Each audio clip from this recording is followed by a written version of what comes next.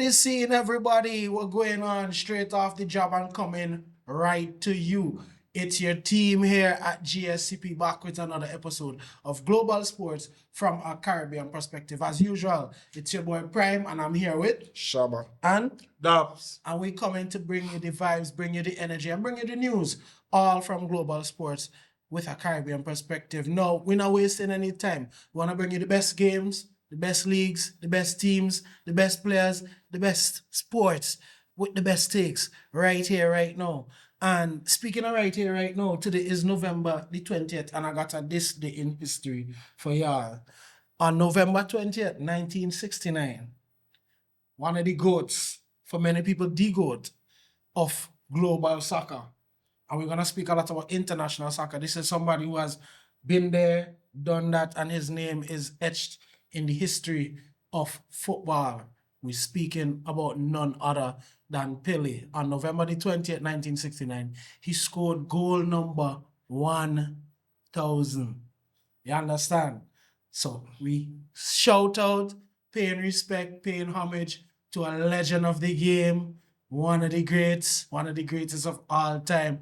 And moving into what we're going to talk about, somebody that definitely made their mark on the World Cup trophy in particular, the biggest trophy in football, the biggest trophy in our sport, and one of the most watched games, generally speaking, across, suppose the World Cup final is one of the, most globally known event the world stops when, sports like football are playing, and definitely when a occasion such as the World Cup that doesn't come around too often, we get the opportunity to celebrate it on this level. We know it's gonna be great. So we're wasting no time at all. Welcome back to Global Sports from a Caribbean perspective. Today we're kicking things off with our official 2026 World Cup preview. And this one is going to be interesting, especially for us here in the Caribbean. This one close to home. Feel like if we jump on a plane, we might be able to see some of those games. We got some plans trying to reach up to North America for 2026. Hosted by Mexico, hosted by Canada, hosted by the United States of America. Indeed, a new style of hosting. I've heard about joint World Cup hosted events before, but I don't think I've been alive to see anything like that. So this is definitely gonna be a force for us. I think the one in 2002 was joined between Japan And South Korea. Japan and South Korea, yeah. But obviously Still at the babies, time, right? Yeah. at the time, only about 6 years old, I think. So, not really so versed in it, but this is indeed a great opportunity for us and indeed for Caribbean teams, as we'll talk about later, to make their mark on the tournament. So sit tight, lock in, and let's get into the beautiful game from a Caribbean lens. We want to first go through the teams that have already booked their place in the finals of next year's World Cup competition. Speaking about those that already have their ticket to the tournament, we want to go through those teams, particularly by region, just to see in the different FIFA divisions who has qualified already and who still has some work to do. So I'll let Shabba take it away with giving us that information on the teams already in the tournament. And we'll begin with the hosts, as Bongo mentioned. The United States, Canada, and Mexico qualified automatically as hosts. The remaining teams from CONCACAF are Curacao, who qualified for the first time. They're the smallest ever nation to qualify for the World Cup. Curacao. Haiti, and Panama. Those are the only teams from CONCACAF who have qualified so far. From CONMEBOL region, we have Argentina, Brazil, Ecuador, Uruguay, Colombia, and Paraguay. From AFC region, we have Japan, Iran, Uzbekistan, who's qualifying for the first time, South Korea, Jordan, who's qualifying for the first time, Australia, Qatar, and Saudi Arabia. From the African region, we have Morocco, Tunisia, Egypt, Algeria, Ghana, the Cape Verde Islands, who are also qualifying for the first time, South Africa, Ivory Coast, and Senegal. From the Oceanic region, we only have New Zealand. And last but not least, from Europe, we have England, France, Croatia, Portugal, Norway, Germany, Netherlands, Belgium, Austria, Switzerland, Spain, and Scotland, who qualified in dramatic fashion. So those are the teams who have booked their place so far in the group stage. So far, and I think one of the themes that we could see immediately through that is that a lot of teams are there for the first time. And I guess this is what FIFA would say is as a result, of course, of their new format, moving from that 32 team format to now 48 teams. So naturally, there being more spaces. There's room for some of these teams to make it there for the first time, of course. But you still have the work to do, as we have seen in a lot of these qualifying games. For sure. I mean, yes, on paper you might have world beaters, you might have international stars, club stars, and so forth, but you still need to put that work in to ensure that your nation actually qualifies and Most gets to that point, you know. Having the opportunity or having an easy path isn't enough to get you over the line in most situations. So yeah, I'm excited already. I mean, we're talking about teams with multiple World Cup trophies and teams that are going to be in their first ever World Cup. And I mean, you can imagine what that would be like. And we'll get into some of those stories a bit, but that's just a breakdown of all of the teams who have, like we said, already booked their ticket to North America. They're already basically in transit and waiting on that flight to get there and show up and perform for their nations. What we want to get into is a breakdown on how exactly the rest of the spots will be determined. Some of the playoff spots that still have yet to be decided, and I'll let Dopy give us a quick breakdown of that. So with the interconfederational playoff, there are 3 teams there already.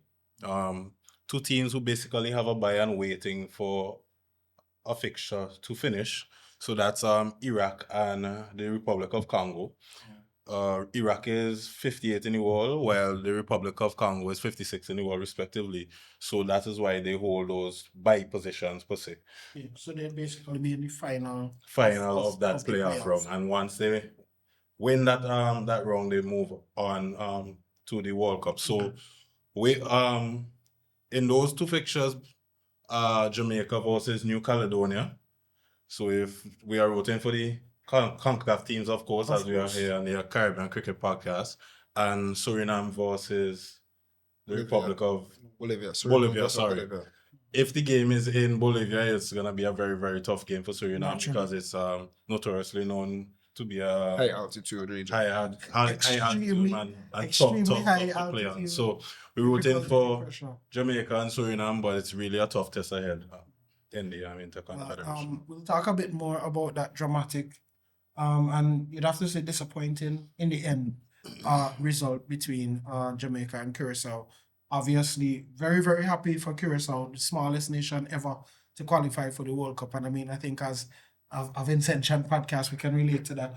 Very similar in terms of population, just over 100,000 people. So in terms of the part that, you know, Vinci Heat wants to take, that's certainly a team and a nation we can look at as a shining example of how exactly we can get it done, especially considering the new format opens up the possibility of, you know, that, well, not necessarily easier for the smaller nations, but a more, we can see the path towards qualifying for the cup.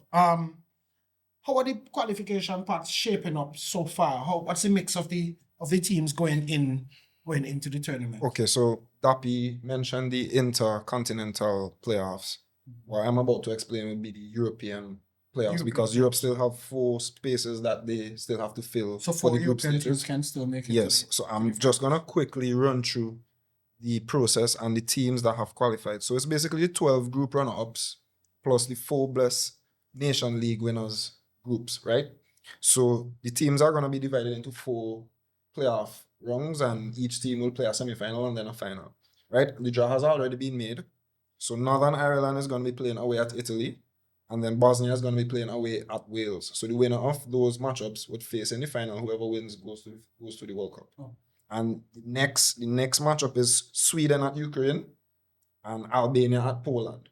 Whoever wins goes to the World Cup, both from either side. And then there's Romania at Turkey, Kosovo at Slovakia. Interesting. Kosovo, I think this would be there for us. This would be the, for sure, Yeah. for sure. And then in the last matchups, it's North Macedonia at Denmark, which is kind of surprising that Denmark is in the playoff, and the Republic of Ireland at Czech Republic. So interesting matchups there, as Europe still has 4 spaces to fill.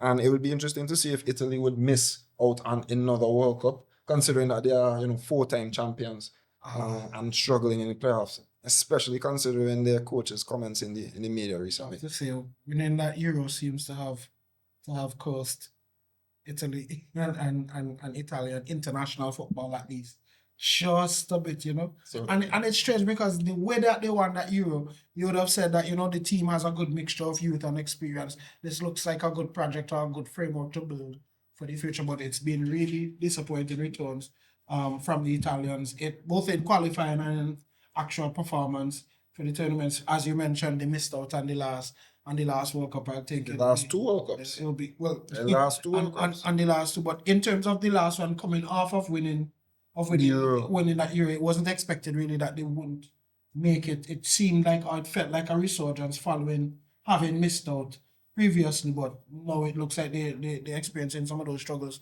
You'd have to say the home teams in those draws, especially in the European games, would feel a bit of an advantage going into such a crucial playoff and such a crucial game. You'd have to expect that the home fans in those countries would definitely come out and throw caution to the wind, so to speak, and get behind their team. Most definitely. Do we see the home teams having so much of an advantage as it might be a surety, or do we think that they have enough in terms of their opposition to really challenge them on that home court? I think it depends on the matchup really and truly. In Africa it's different, but I think in Europe it doesn't necessarily matter because sometimes the quality is just so On par. odd or far off really and truly as almost a serious underdog contender once at a heavyweight, but you know, someone who is well known on the international stage. So yeah, for some matches it might be that the home crowd or the home stadium will bring the advantage, but for other games like maybe like a Kosovo, I don't see it working that much. That much. Well, indeed, we see the tournament already taking shape, already taking hold. Many teams already qualified, just a few teams left to book their spots. And we know that this is going to be certainly an interesting World Cup. We've been speaking about the new Champions League format and how much we've enjoyed the new format. I think this is one that will take some getting used to, obviously, because the Champions League is every year, but the World Cup is every 4 years. It might take some time for us to get used to that new structure, and we're not sure how much on the positive or on the negative side it might impact the overall competition. What I want us to start talking about is some more personal opinions in terms of the teams that we are looking at, who we think might be under a bit of pressure, some of the stars, just some quick fire opinions on how the competition itself overall is going to go. I mean, some might say it's a little bit too early to be making big predictions, but we're not making any big calls just yet. We'll save that for a little bit later on. But we want to start by talking about the team to watch, in your opinion. So we're doing opinions, I'll contribute mine as well. So I'll start with Dopy. Which team do you think is the team to watch in this competition? I'll go with Morocco. Having basically been there and done that, they were semi-finalists in the last World Cup. They still have a pretty good core with Roman Saiz, the defender. They have Hakimi, Brahim Diaz, Talbi from Sunderland. So they have a good core of players who are playing at the highest level. And yeah, I believe according to how fair or how easy it is for them in terms of the groupings and so forth, I think we might see them back again in the maybe quarterfinal, semi-final stage again. In the quarters and the semis, how about you, Sean? My team to watch, I'll go with Norway. Why? Erling Haaland. He now has 55 goals in 48 international games as a 25-year-old youngster, right? Eclipsing a lot of players. To put this into perspective, Wayne Rooney, who's an all-time legend, only has 53 goals for his country. Thierry Henry, who's also another legend, only has 51 goals for his country. Robin van Persie, 50 goals in 102 games, right? Alan has 55 in 48 international games. That's 1.15 goals per game. They also have a young generation, so it's not just Holland, not a golden generation, I should say, not necessarily young. There are some good young players, but there are some veterans as well.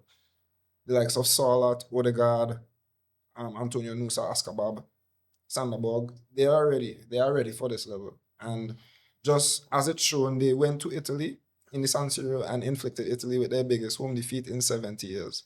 Italy have not lost in the San Siro more than once in a year, and they've already lost there 3 times this year. So it's very telling to show that they qualified as well with a 100% record.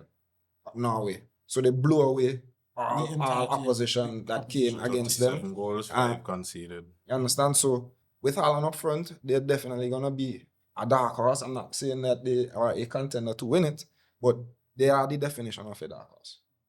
Or a team to watch, I should say. Team to watch. Okay, cool. For me, I am going very obvious. The team to watch are the defending champions, Argentina. For a lot of obvious but understated reasons, they have an excellent core. They have a great coach. They have a lot of self-belief.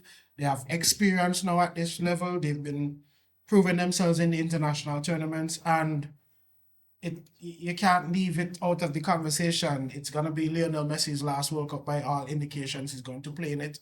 Obviously, know what Lionel Messi means to world football. It's going to have a lot of narrative behind of it. It's gonna have a lot of plot armor around it, or whatever you want to say about it. Sure. That for me is the definition of a team to watch as well, because they will certainly be a huge part of this World Cup. Whether they will go on to win it, and all of these storylines behind Messi winning another World Cup and all of these things. That's not necessarily why I'm saying that they're a team to watch, but they're a team to watch just because I think they are going to be one of the protagonists of this entire tournament overall. Sure. So I have Argentina down as a team to watch. We mentioned it there. Unless you have a different dark horse to Norway. Well, I want to hear about the dark horse. I do. I want to hear about the dark horse. My dark horse is Senegal, right? I'm gonna go with an African team. I absolutely love the talent pool that Senegal currently has. And let me just name some of the players that are Senegalese, right? Edouard Mendy, the goalkeeper. Kalidou Koulibaly. Malik Diouf from West Ham. Idrissa Ganage. Pape Matsa from Spurs. Iliman Ndiaye. Sadio Mane. Nico Jackson. A show favorite here. You know what I'm saying? So Ismail Assar as well from Crystal Palace. So they have a deadly attack. Just from Sa, Ndiaye, and Sadio Mane alone, that is a deadly attack. They would rival almost any team in Europe, right? So they have steel in midfield. They have a world-class goalkeeper. The last time I saw Edouard Mendy was still a good goalkeeper. He's playing in Saudi now. So I really like Senegal. Since their new coach has taken over, he's only lost 1 game in 12, right? His name is Pape Thiaw, and he's done a great job since taking over. So I definitely consider Senegal to be my dark horse in this competition. I'm going for another popular team. Funny enough that I would put a popular team as my dark horse. But I have my reasons. Portugal. I think it's being underestimated how big of a challenge they could pose towards this current World Cup. It's a team that has experience, especially in the later stages of a tournament like this. I think they have a deep enough squad in terms of talented players and a core of players that they can really depend on, especially when they go and get stuff and perhaps goals aren't necessarily coming from obvious places. I do think that they have that type of midfield, especially, that could really be impactful in a knockout tournament like this. So I'm actually going for Portugal as my dark horses. Sure. And, well, again, much like with what happened with Argentina, you can't necessarily mention Portugal by leaving out Cristiano Ronaldo. It's not as clearly stated as I think with Messi, how big of a role he would play with the squad, given obviously the age. But I mean, it's Cristiano Ronaldo. He's going to get himself fit and ready for a tournament like this, barring no injuries. I think he would still have a role to play. But I don't see them being dark horses because of Cristiano. I think, if anything, he could be a catalyst to them performing well in the end, but them being dark horses is often the merit of that squad depth and the talent that I think that squad possesses. How about you, Dopy? Who you have running under the radar? Who we not watching? Who we ain't seeing? We've heard about them already on the show, and I'll go with Norway. Shabba mentioned a lot about them already. Perfect in qualifiers. They have a human being and a robot up top, with Odegaard playing behind them. And just a solid midfield with Sanderberg, Christian Ayer in the back to lead the defense. So I think while they don't have as much squad depth as other teams, I feel like they are well equipped to hurt a lot of teams inside of this World Cup. Inside it. Right. We talk a lot about the teams. I want to start mentioning some individual performances and what we think might be in store in terms of individual brilliance in this World Cup. Give me who you have winning your golden ball and your golden boot. No problem if that's the same person based on your thing. I'll start with you. Robot. Kane. Robot for the golden boot. Alan? Do both of them one time. Yeah, who's the ball one? And the golden ball, I believe I'll save that part for the ending of the show, but Harry Kane for the golden ball. For the golden ball. I actually have Harry Kane for the golden boot, having most goals. I think the potential for him to start bad is there for sure, especially like in the group stages. And I think that England has a chance to go really far in the competition. And he's on penalties and everything in the best form of his life, just like Haaland as well. But I just think that his team would go further. Yeah, He would have more games to play, and that would give him the edge in the golden boot race. Mbappe is always there as well, but I think Kane would just shadow him. And for the golden ball, I would say Lamine, because I also think that Spain will go far, and he'll probably be the main reason or one of the main reasons. He'll obviously get the PR behind the award as well, even though he might not necessarily be the best performing player. He will get the PR. So I have Spain doing well, and as a result, Lamine will win the. I got you. I think we're on the same page with individual performances, particular, because I agree that I do think Spain is going to go very deep into this competition, but I disagree with the Spanish player who I think would get the golden ball. Oh, well, let me switch. I disagree with the Spanish player who I think would deserve the golden ball. I really think that Spain doesn't go far in the tournament if Pedri doesn't have an absolutely amazing World Cup.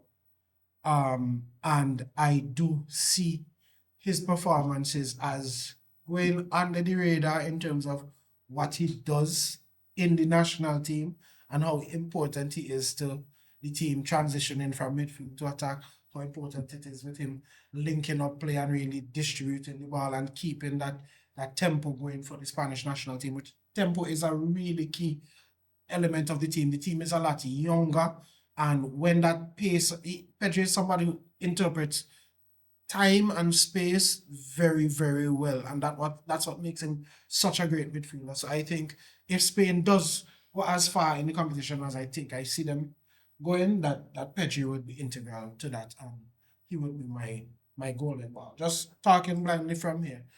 For the golden boot, I have all-out showdown between Mbappe and Kane. It will depend on, like you said, which of them go further into the competition. But I can't pick between those two. They are on red hot form for strikers right now. I don't think there's another name that is putting up the numbers that they are doing right now. Kane is coming up with some great performances behind those numbers as well. So I see them having a dogfight for that. The reason why I didn't say Kane though is simply because of all the quality around him, and he tends to drop deeper and be a playmaker as well. Hence why I gave him the golden ball show, because I feel he would be more involved in both aspects, assisting and goal scoring, and yeah. Rather than just topping it off in the head. Yeah, someone who I think is flying under the radar for the golden boot is Julian Alvarez, because just as you mentioned, Argentina is a team to watch, obviously, as the reigning champions. Now that Alvarez is an established world-class striker, he's going to have a better role, because in the last World Cup, he was actually a substitute. He was actually a substitute to Lautaro until he became a starter later on in the competition. So he's now an established nine, one of the best strikers in the world. He's going to be getting all of the chances. Messi is going to feed him as much as possible. The only thing he won't be doing is taking penalties, so that might decrease his output. Just a little bit. But Alvarez is a shout as well for the golden boot. Now put a lid on it and turn up the fire. Who under pressure this World Cup? For me, I think England under pressure. I think England under real pressure this World Cup. Fully. You've had a great generation, bags of talent. All of your fans and them, especially them who watching this podcast, going on and on and on about the Premier League, within good reason. You have loads of talent. It can't be understated how talented the England squad is, and you're not getting away with underperforming in this World Cup. Them other tournaments leading up to it, the pressure has been there, but I think the pressure is going to come to a boiling point in this current version. You coach, foreign coach, you know, somebody who's coached in the Premier League before, knows some of the players, has a clear style. I think is a rather stubborn coach as well. So you definitely be imposing his own style, and this is what you've committed to. But I just think there's a lot of pressure in that camp. I mean, add to the fact that Harry Kane has gone over to Germany and only proven more that he is a world-class striker. Even other players who maybe weren't performing like Marcus Rashford have been able to go elsewhere and show their talent and show that, hey, the legs have it. Their speed, you have midfielders. I mean, Jude Bellingham, you have it in both loads. England is under pressure in World Cup 2026. And I don't even think quarterfinal, semi-final They both gotta win it will all. do it. It need to come home for real. It has to come home. Football has to come home. If football ain't come home, then football ain't live there. I'm sorry. How about you, Shad? I do agree. Before I give my team, I definitely have to agree that England is under pressure for sure. And I just want to echo a point that you made about Thomas Tuchel being a very stubborn coach. He's even had, not necessarily falling out, but he's had public criticisms of one of his best players, and that's Jude Bellingham right now. And I'd say that England is the only team in the world that would have a problem accommodating Jude Bellingham in the team, because I don't see in what world you would say that Morgan Rogers and the likes are a better fit for your 11 than Jude Bellingham, right? And I think that he's just being stubborn and making a point, because even when Bellingham was substituted in the week, he gave somewhat of a reaction, and he went in the press conference and even criticized Bellingham again after that. So his stubbornness might be one of his strengths, but it could be his downfall as well. Not to cut you off here, but I've always felt like Tuchel is one of them Mourinho-esque type of coaches in terms of the media interactions. I don't know. They're never the best. I always feel like sometimes, no disrespect, but he need to put a lid on it, because he doesn't seem to help his club or his players very much when he opens his mouth. It always seems very headstrong and very. And we know the English media have a tendency to exaggerate things, right? But my team under pressure, I'd say, is the 5-time winners, Brazil. Reason being, right, they have now gotten a brand new coach, also a foreign coach, for the one of the first times ever. Not sure. We'd have to fact check to see if this is Brazil's first ever foreign coach. But Carlo Ancelotti is obviously one of the most successful coaches of all time, right? 5-time Champions League winner as a coach, and as a player, 2-time winner as a player, right? So they are always under pressure as Brazil, because football is Brazil and Brazil is football. Even more so that Argentina, their biggest rivals, are the current defending champions. Also considering the fact that they haven't even went to a semi-final since 2014, when they were trashed 7-1 by Germany on their home turf. They haven't went to a final since 2002, right? So 2026 will make 24 years since they've even gotten to a World Cup final. Coincidentally, the last time the World Cup was hosted in America, they won it. 94. When Baggio kicked the ball over the last penalty over the crossbar. So maybe there is some good omen here for Brazil, because, like I said, the last time the World Cup was hosted in America, they won, and they have a good core of players with a lot of talent across Europe. A lot of players hitting their peak. A lot of players who are also under pressure to perform, including the likes of Vinicius and Rodrigo and Rafinha, and the likes Casemiro, Bruno Guimaraes, Gabriel and Militao, and the likes of Alisson. So there's no excuse, right? They are just as good as every other team that we mentioned, And we would mention as favorites France, Italy. No, not Italy, sorry. Italy are not favorites. France, England, Spain, Argentina. They are definitely amongst those favorites as well and should not be looked at as some sort of underdog. Brazil are always one of the favorites, right? And should be treated as such. And anything less than at least a semi-final bout would be a disappointment for Carletto, right? Because I know he only goes into competitions to win. So that would complete his career as a coach as well and would just put a perfect cap or lid, pun intended here, right? And he could walk off in the sunset and smoke a cigar in Italy, right? So Brazil are my team under pressure and they definitely have to go and perform. If I could just add to your Brazil show before we find out from Dopy, I think they need to rejuvenate what their football represents in the new generation. I mean, not to take anything away from the extremely decorated trophy cabinet that is Brazil football, but you have a lot of fans right now growing up and they haven't actually seen Brazil won the World Cup. Brazil win World Cup and seen Brazil set the world on fire. A lot of current fans of Brazil can't really talk about Brazil the way that people like from my dad's generation could tell you about Brazil and tell you about Brazilian football. So much so that you find a lot of younger people supporting European teams. France, England. Spain, England.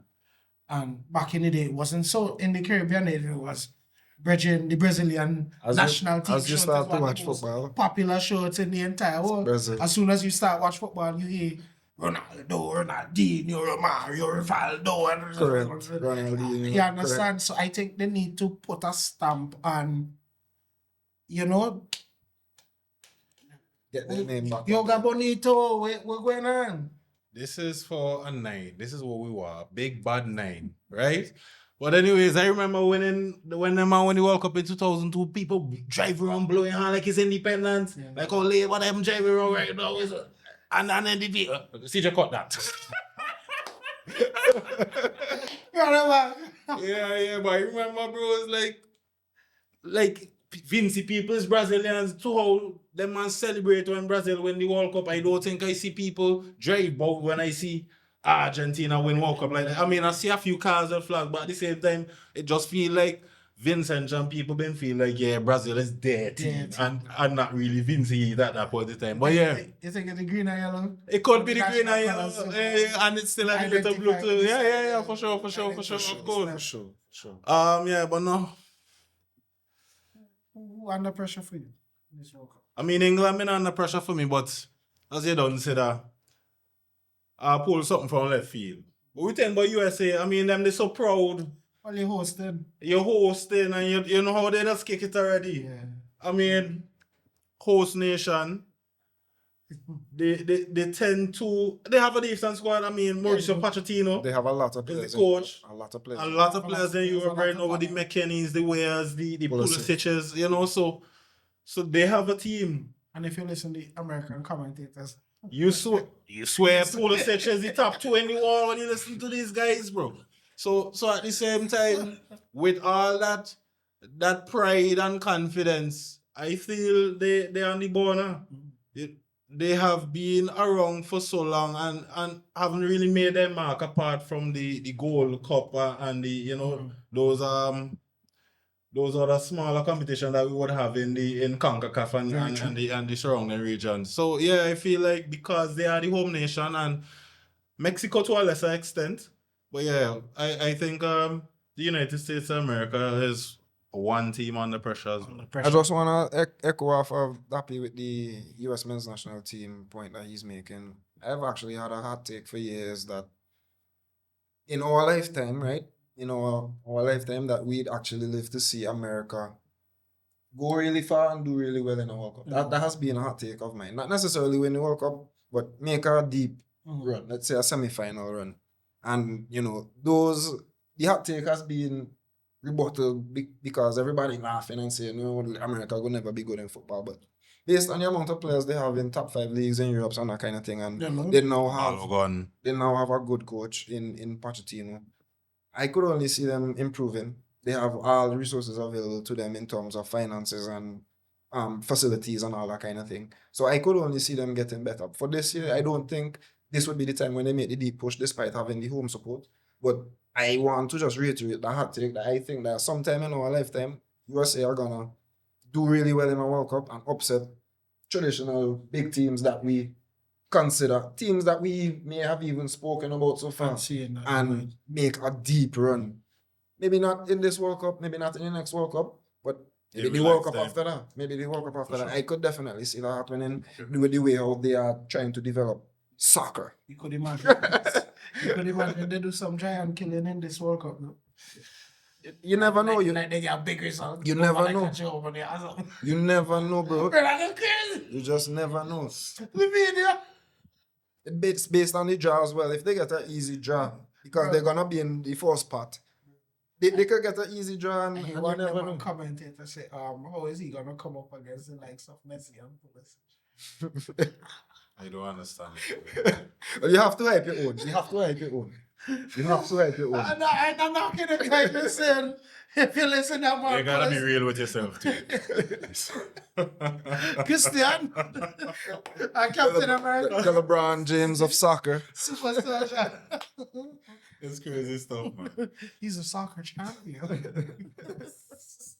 But all respect to the US Mr. men's Pulisic, bar national still. team.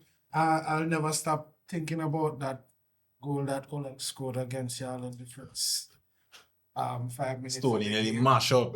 Bro, I would never, as long as I live, I'll never forget what that moment felt like. And if that is a taste of what it feels like as a small nation, Bro. to do something special, then I am overjoyed with this new format and the opportunities that it's given to smaller nations. Let's take a break from the opinions and just appreciate that. Yo, you see any videos of the fans? I saw Panama, in Curacao. Haiti. Crazy, bro. Yeah, fans storm the street. I roll and the gun in Haiti Curacao. basically had Juve because it's night till morning, people just marching through the street, gun blasted, Party. Panama block, traffic, non-stop. Streets red out. Red All out. to consider Yeah, is man. consider. And you could imagine Vince World Cup. Bro, what's crazy is Curacao national team from 14 years ago. The man say, okay, we are some descendants, Dutch born people with Curacao heritage. Let we build a database, recruit the best out of them there. And that's how them man they were there today. Only one man on the Curacao team they born on the island. Very simple. And Yeah, they small reach island, World but you Cup. have global influence, and that's what we talk about global sports from this Caribbean perspective. At the end of the day, the Caribbean strength isn't just in the talent pool that we have here, but it's in the talent pool that we've supplied to many of these more developed countries. I mean, we've had waves of migration since the 50s and 60s going to these countries. There's a lot of people with Caribbean lineage, Caribbean backgrounds, and it's high time that football federations all across the region get the governments in your countries to get the immigration policy, the sporting policy in place to ensure that our boys or girls in the sporting arenas can come home, come to the country of their mothers and fathers, come to the country of their grandparents and their forefathers and represent and do well for us, because it fills us with pride to know that somebody who is of us and identifies with us can represent us on that level. It means a lot more. That is what goes beyond the sport. So when we see more teams represented on the global stage, it's a reminder again, we might sound cliche. This is why we love football. This is why we love sports. Absolutely. This is why we love these games, because it can bring people together in a powerful way. Let's just touch on this new format. So from 32 teams to 48 teams, right? And I'm going to play devil's advocate for a little bit. Is this not what we're fighting against, no? In terms of the club football. schedule Oh, and okay. the addition of games to the calendar? Is this not what we have been kind of saying? I guess it's a double-edged sword. You damned if you do, you damned if you don't. You'll never please everyone, that kind of thing. Right? Because as we just stated, and as Dopy mentioned, the scenes in the likes of Curacao and Panama, those small islands, would only experience a World Cup when it's an expanded format and more teams have a chance to go in. So the more small teams, like we said, that's why we love sports. So it's a double-edged sword, because we trying to have less games, we trying to look after player safety, but confederations and FIFA, they only care about the More dollar games, part more about money. the money, and the production companies, the television companies are gonna continue paying for the rights to broadcast these games. So it's never gonna end, right? So we just have to accept it for what it is. I like the new format. It gave our country a better chance to qualify for the World Cup. Unfortunately, we didn't get This was our that best close. shot. Right? It was supposed to be an easier chance considering the top three CONCACAF teams were already out. So I like the innovation to include more teams. The tournament will be a bit longer. There will be more games, more dud games, we might say as well. But I like the inclusion of more smaller teams. I know I'm playing devil's advocate and I kind of flopping on the other side, but I like the idea of okay, more games that mean something. Like give me more World Cup games. I don't mind more World Cup games, Mhm. Sure. but why I see in the Nations League every 2 weeks? Mm. It's- And it's then basically a this friendly, Nations League thing and with then Sweden. it detracts from the qualifiers. Oh, they came last in the They group. came last in the World Cup qualifying group, but qualified due to finishing top of the Nations League. So UEFA didn't think that was a possibility. Yeah, That's so kind of crazy. it just goes it some- just goes back to the some kinks congestion. to work out there. The congestion of And the games, yeah. I know they're gonna sell it as inclusivity and passion and yeah, sports and stuff. But y'all get away that easily, FIFA. Come on. There's money in this. Obviously. There's plenty money in this. So don't move now like, oh, you're so care about these smaller nations and the game we a chance. We know how they fly the gate because there's more profit to be had. Correct. All we hands up with that. There's nothing wrong with that. All we appealing for is, a little bit more assistance with the grassroots football, a little bit more assistance with the development, and not just the financial assistance, because oftentimes that comes with accountability issues and, you have to try and budget and all of these different things. We need technical expertise in some of these different footballing regions. The talent is there, and it can't just be for the clubs to go out and farm the talent when they're ready. We need us to represent on the international stage as well. Want to get a little bit light-hearted before we wrap up our discussion on the upcoming tournament. What do we think about the CONCACAF qualifiers? I want to touch on a few of those. In particular, huge shout out, like we said, to Curacao. Absolute jubilation for the fans, for the players, for the coaches, for anybody related to the country to celebrate such a moment. I mean, I am assuming when they get to the tournament itself, it's going to be another outpouring of emotions. But drawing with Jamaica and qualifying for the 2026 World Cup, a country with a population of about what, 160? 166. 150 something Yeah.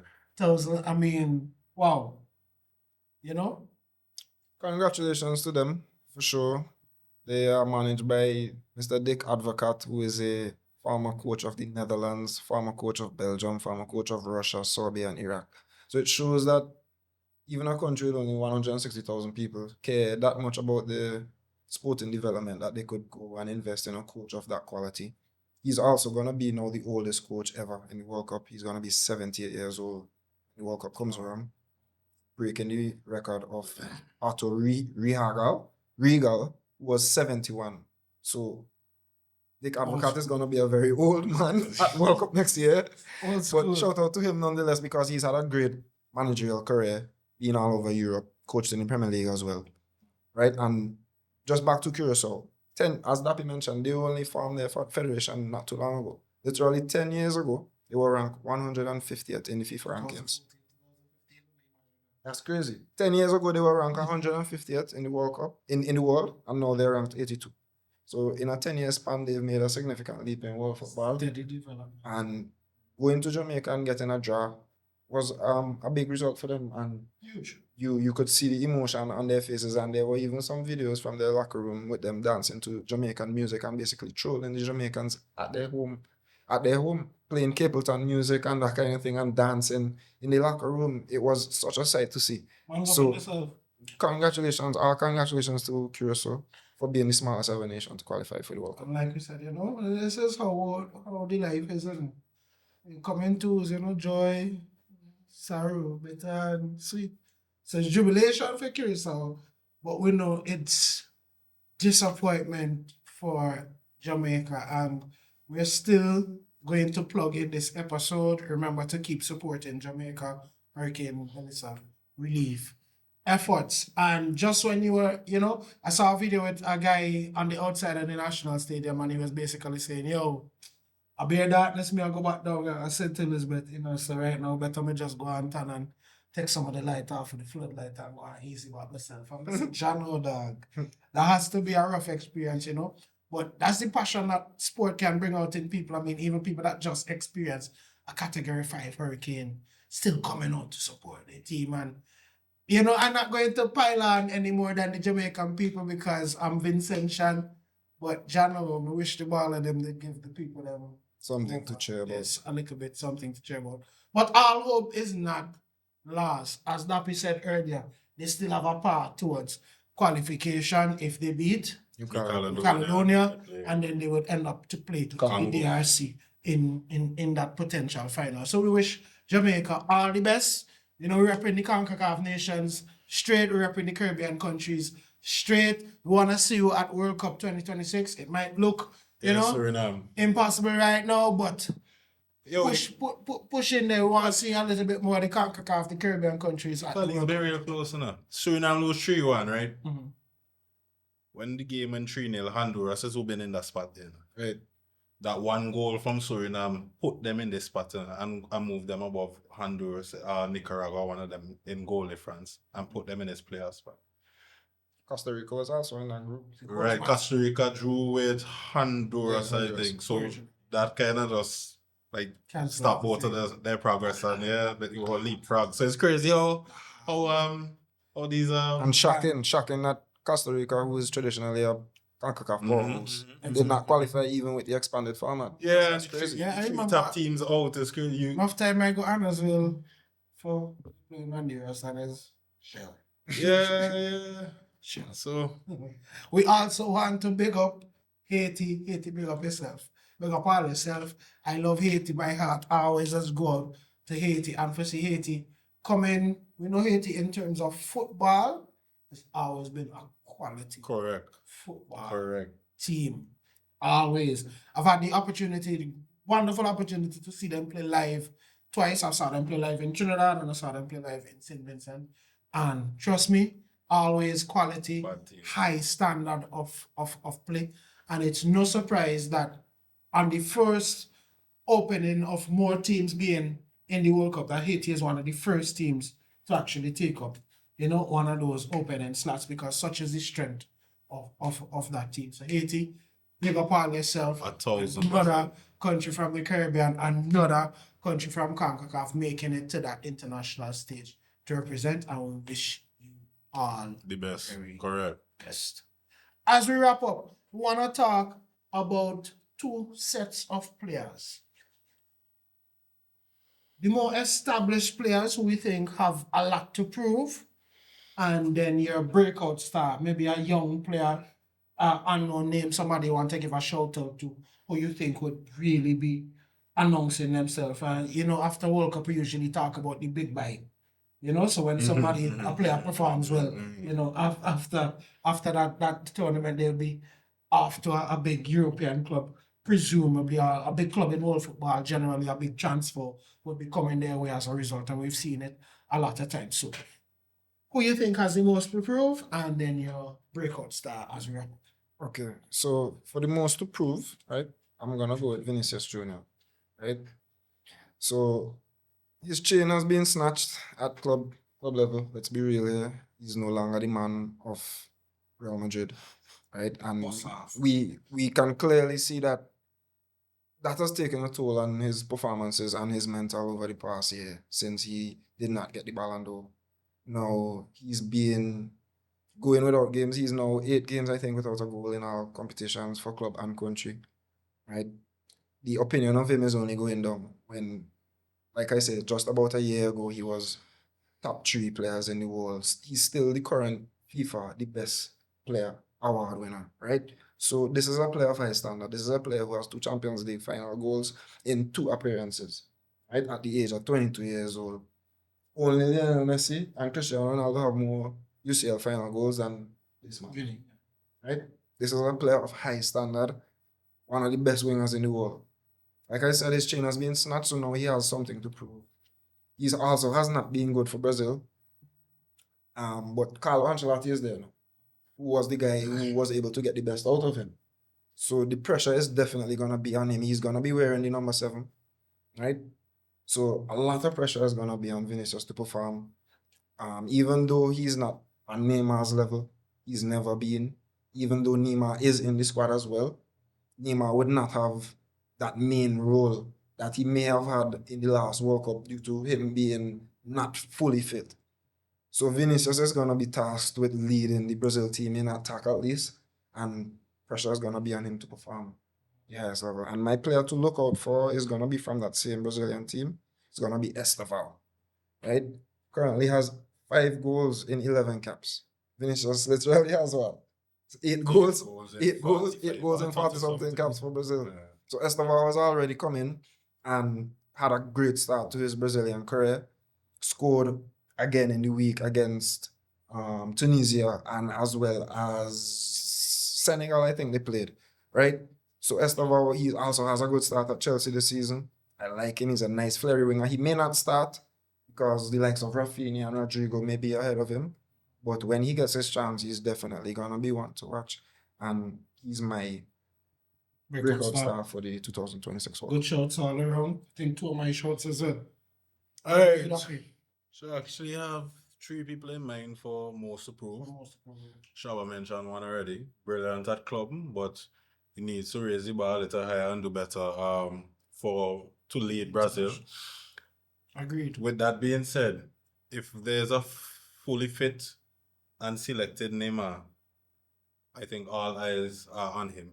I know it would be unfair to him, seeing that he hasn't been in the best form, injuries over the past few seasons. But I feel like this is the last chance for him. Yeah, the fans will be looking to it. This is the last chance for him to, change what a lot of people think, that he is not among the all-time greats for Brazil. He needs a World Cup, in my opinion, in order to have that status, honestly speaking. All-time goal scorer, yes, it says a lot, but it's not the all and end all. It's not the be all and end all. So Neymar is one. As I said, with Vinicius Jr. and Kylian Mbappe, surprisingly, right? Mbappe won the World Cup with a boatload of leaders around him: Griezmann, Giroud, Matuidi, Kante, Pogba, Varane, Lloris. This is Kylian Mbappe's team.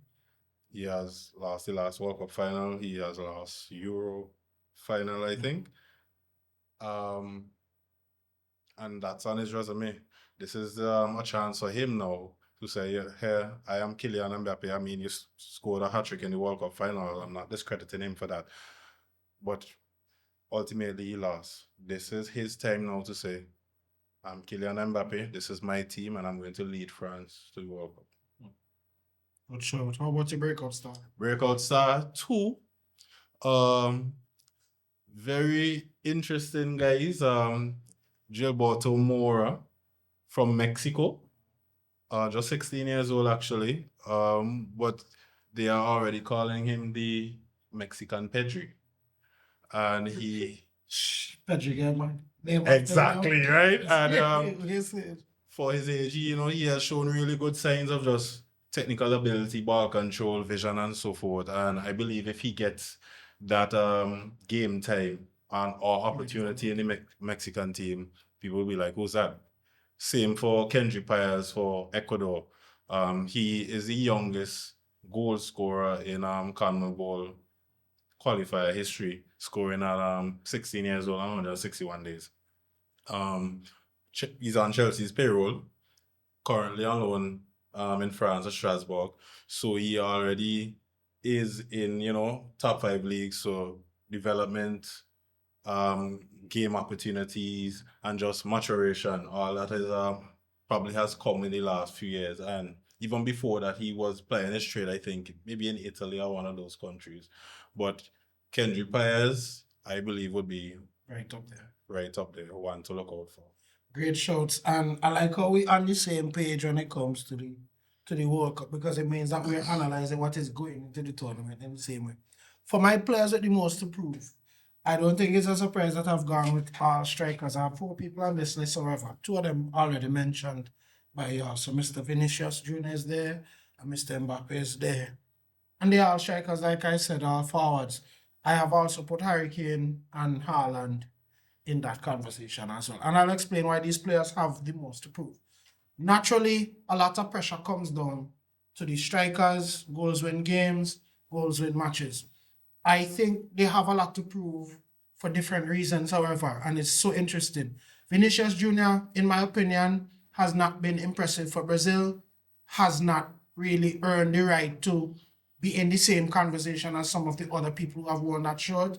And for some of the stats that Shabba has given about him, it's kind of what happened with Messi.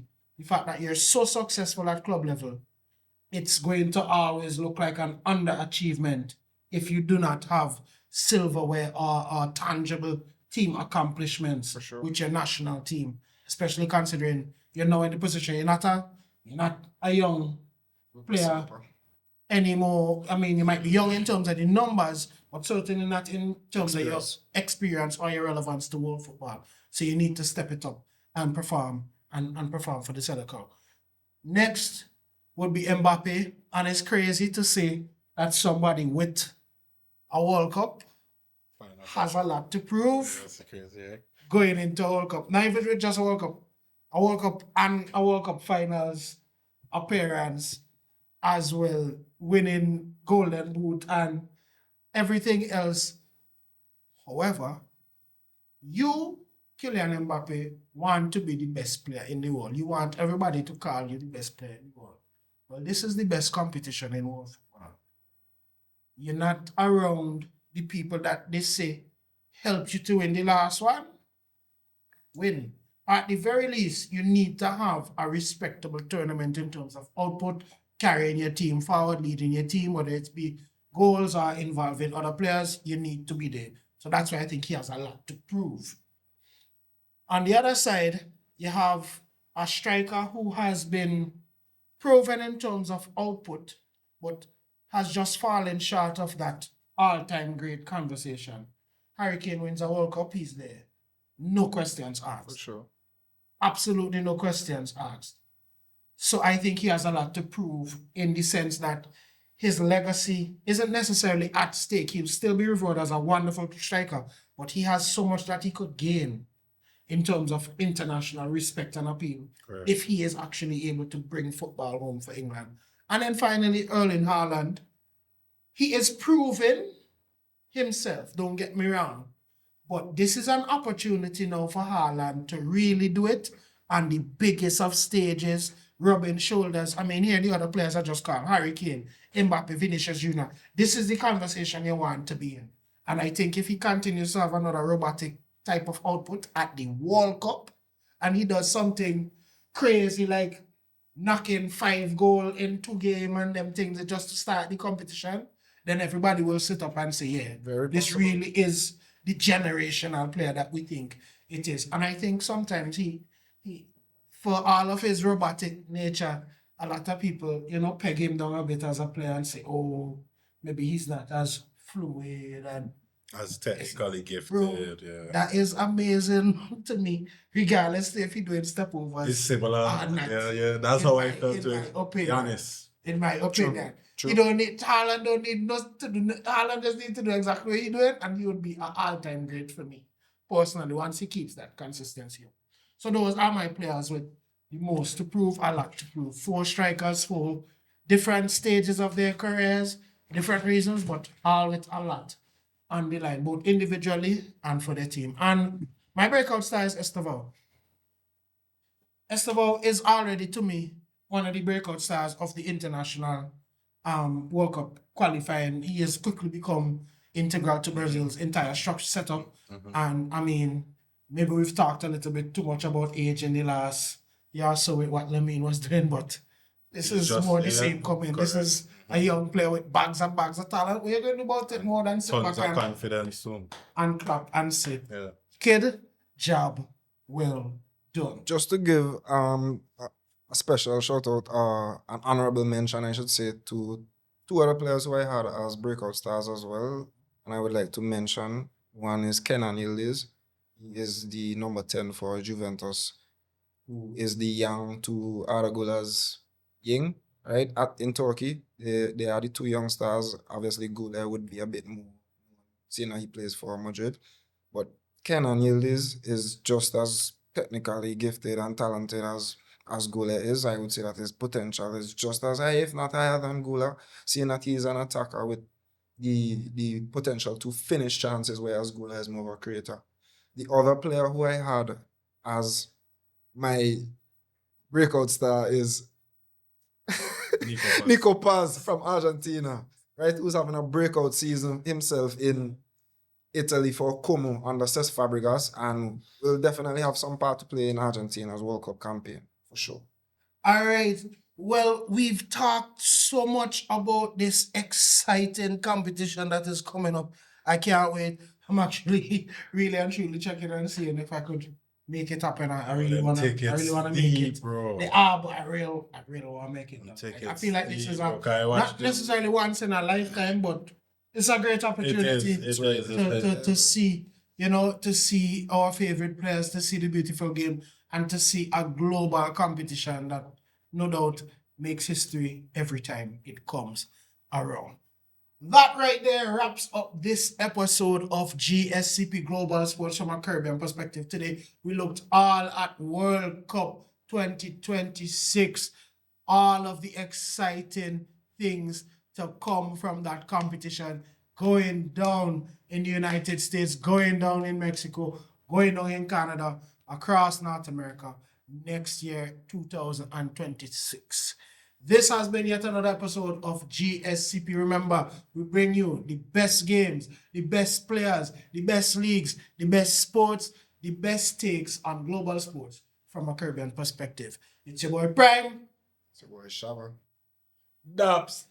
and we are signing off from one GSCP. Well, before we sign off, Just before we sign off, I hear Prime say best players, and I remember me and Shab been talking about we man of the match. Yeah. So yeah. before we end Yeah, it, we give you man of the yeah, match. It's true, we're Yes, getting a man of the we match did this give week. him a man of the match. We're getting a man of the Yeah, match. but don't cut it down on CJ, just run it We are down. man of the match. Troy Parrott, Republic of Ireland, 5 goals, 3 days in 2 matches. A brace against Portugal and a hat-trick against Hungary to send them into the playoffs. Solid. 96-minute Winner. winner. 5 goals in 2 games in 3 days. You read the script from last episode. Already 90 minutes. How about you, Shab? My man of the match is someone who we've mentioned a few times on the show so far. It's Harry Kane. Scored 2 goals against Albania to seal, a perfect qualification campaign for England. That takes him now to 78 goals in 111 caps for England. That is a very impressive record. It's also now his 28th goal for the season in all competitions for club and country, with 30 goals and assist contributions. So he's after the best ever start in his career, and England are serious contenders for next year's World Cup due to him. I'm with Big it. up yourself, Harry. I'm with it. I ain't talking too much.